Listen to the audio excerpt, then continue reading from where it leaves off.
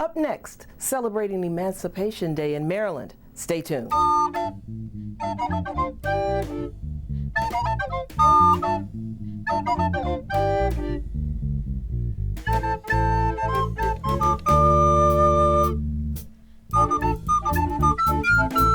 Hi, I'm Gail Street, and welcome to Paths to the Present. November 1st, 2014 marked an important anniversary. 150 years earlier, enslaved people in Maryland gained their freedom thanks to a state constitutional amendment that went into effect that day. Steal away, steal away. To commemorate the occasion, the Montgomery County Historical Society presented a day of remembrance, complete with reenactors, oral histories, genealogy exhibits, and music.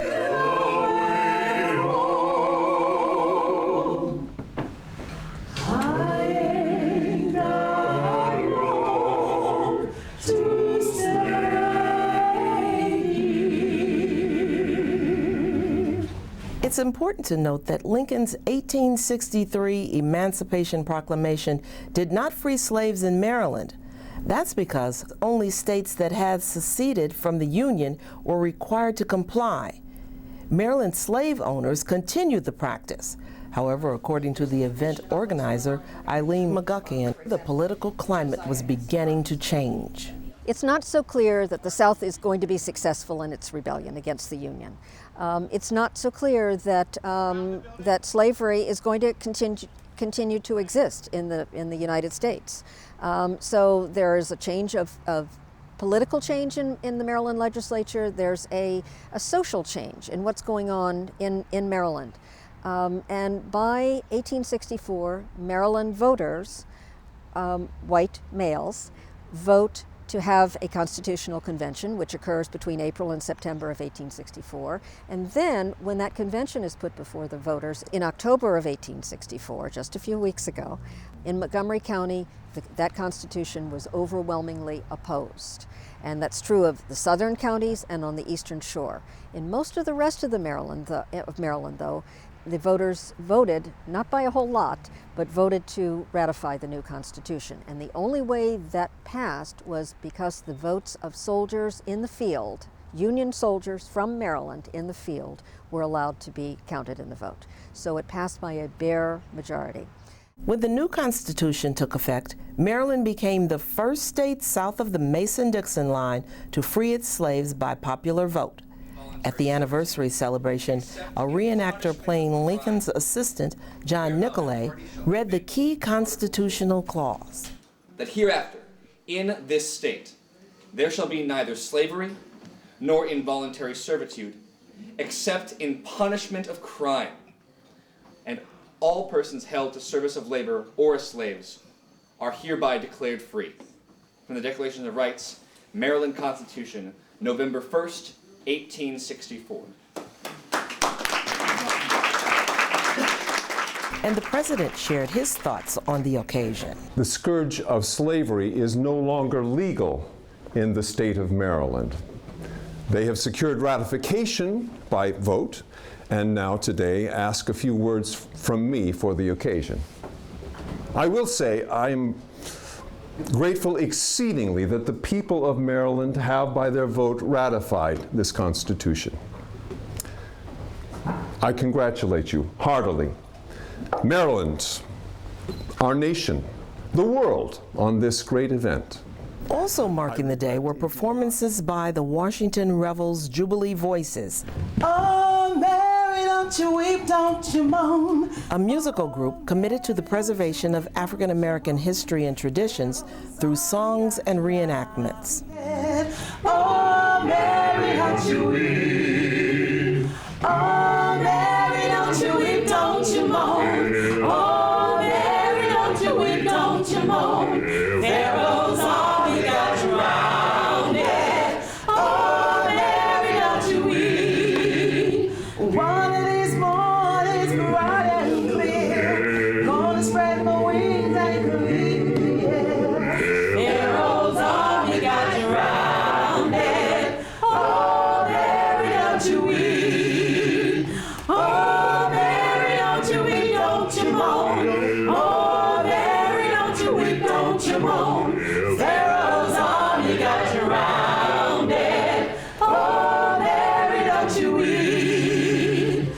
The cornerstone to the day was presentations by 6 direct descendants of African American families living in the area in the mid-1800s. And they're each going to talk from their personal perspectives about what happened with their families, and a little bit before and a little bit beyond as well.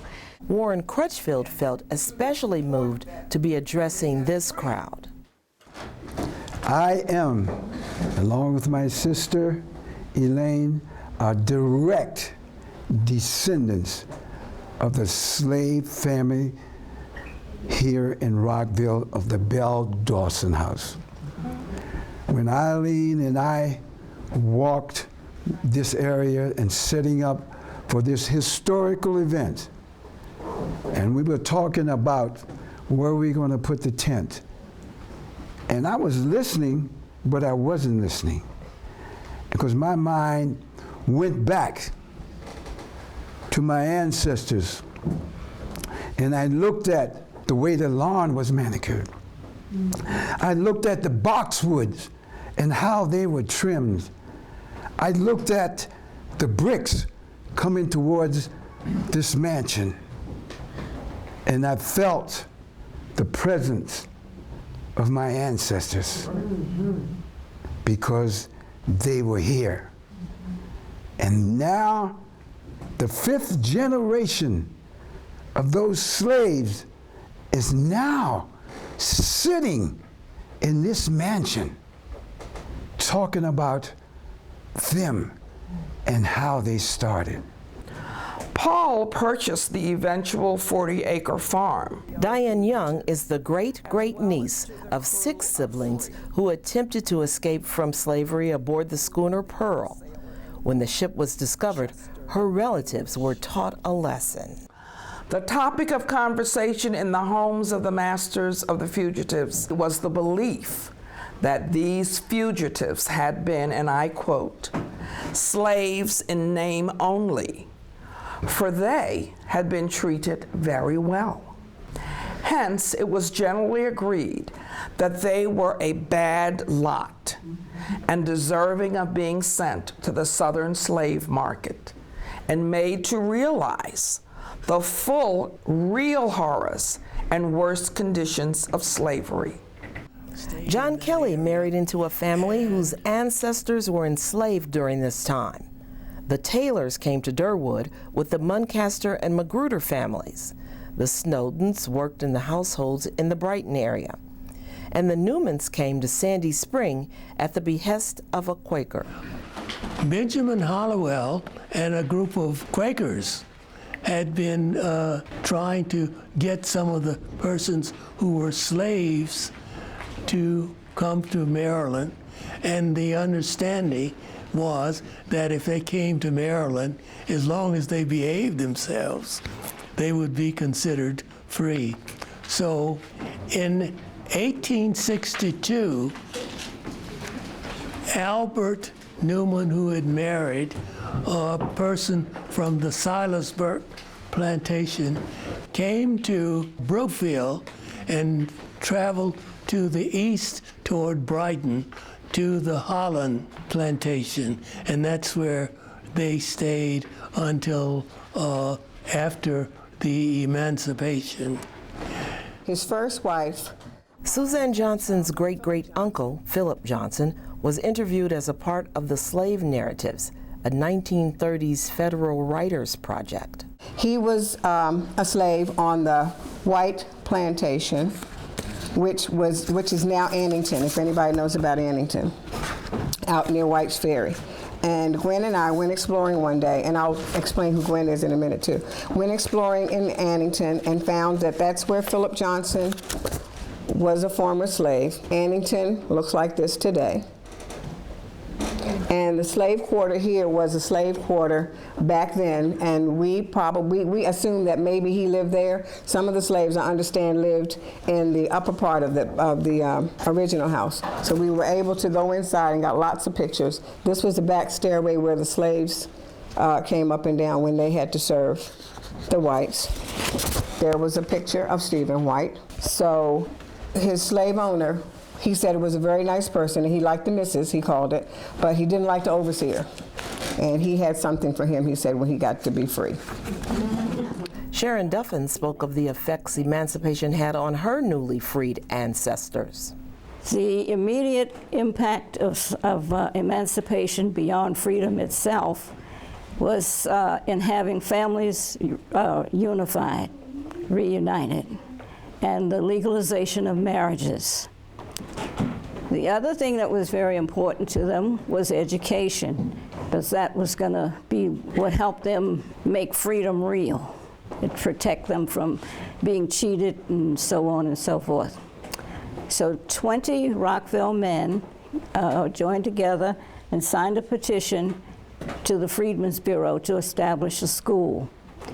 About 5 of them were able to sign their names. So of the 20, the majority were illiterate.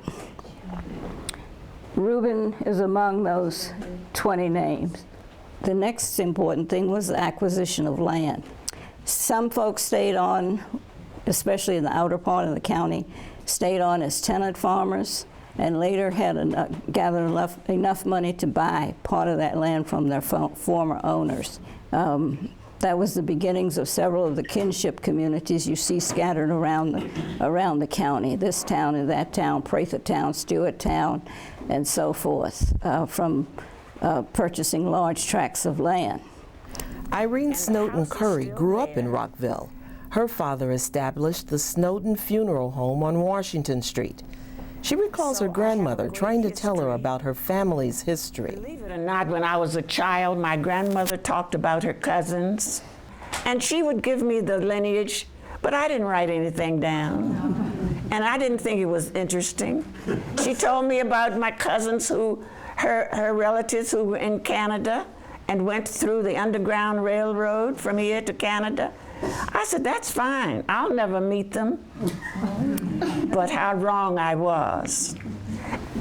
My cousin Mabel Thomas received a call from the Canadians back in 1981 and said it was time for us to get to know each other. And I'm going to show you, this is how it started. And our first gathering was in Sandy Spring, and this is that. We have our reunions every 2 years. This was in 2012. We were in Hamilton, Ontario. And this is one here this year in Boer Park this year. And this is just a part of my grandmother's family. These are me and all of my cousins. Sidney Katz, who now represents Montgomery County's District 3 on the County Council, was in the audience and had these thoughts. You know, first off, it is so difficult to believe that people were held in slavery. I mean, in Maryland and any other place, and to celebrate the fact that people are no longer being held in slavery is in itself is a wonderful event. But to think that right here in Montgomery County you had that is just so difficult to comprehend. Which is just the reaction Eileen McGuckian was hoping the audience would have. I hope that a visitor today will walk away with a sense of what a momentous event this was.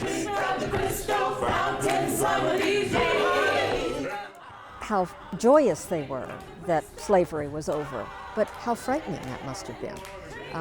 What are you going to do with the rest of your life? How is this going to change your life? I'm gonna sing and never get tired. Oh, yes. I'm gonna sing and never get tired some of these days. I'm gonna sing and never get tired. Sing and never get tired some of these days. Well, that's all the time we have for this show. Be sure to tune in again next time as we follow more paths to the present. I'm Gail Street. Thanks for watching.